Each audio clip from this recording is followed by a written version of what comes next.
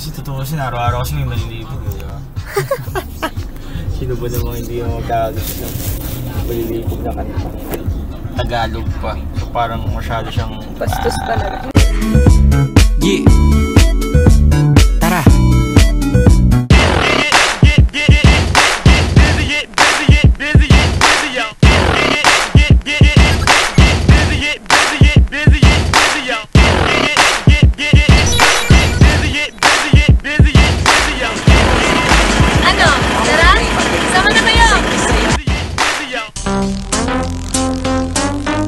Siyempre gusto ko yung ano eh, mag-challenge kasi dyan ano eh.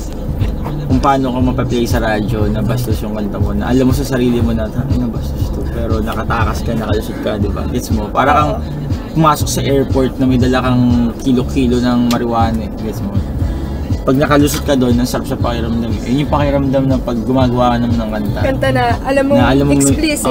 Pero sa iba, pleasant pa rin siya, wholesome para sa iba. Pero nung undergo naman ako ng rehabilitation, nalaman ko naman doon yung isa pang alternate ng Biglang Liko, ba't ko siya nasulat. Ano ibig sabihin? Pwede siya maging parang sa life. Kasi ito, isang diretsong path. Yun yung God's path. Yun yung direction mo para sa papunta sa Diyos, di ba? Pero dahil ako, makasalanan lang, sinner lang tayong lahat. Madalas, napapabiglang liko tayo. Na-incorporate ko pa rin yung biglang liko na yun sa buhay. Kahit na bastos siya, galing siya sa bastusan. Galing sa negative ano. Pero tinurn into positive. May positive side. Deeper meaning. So parang ganun, doon na naglalaro. And doon sa video naman, hindi ko siya sinabi doon. Gusto ko siya maiba na biglang liko. Ibang biglang liko. So ito, storya. Biglang liko ng storya. Parang gano'n ang ginawa ko sa music video. Pero bakit ganun yung video? Ano siya eh, gusto sabi ni Jasper, gusto mo talaga mampatay. Kasi ano yun eh, time lang din na iliko ko yung storya, saka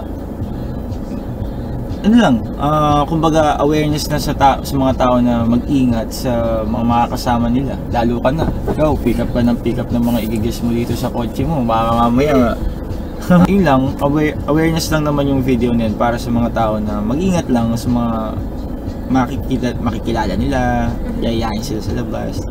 Di mo naman kasi alam kung sino yung may maganda at mabuting intention eh.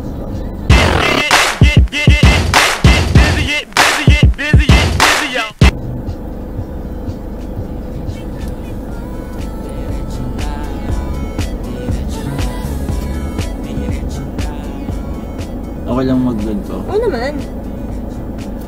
Bago lang kasi ito eh. Nagano ako eh. Tigil na ako Yossi.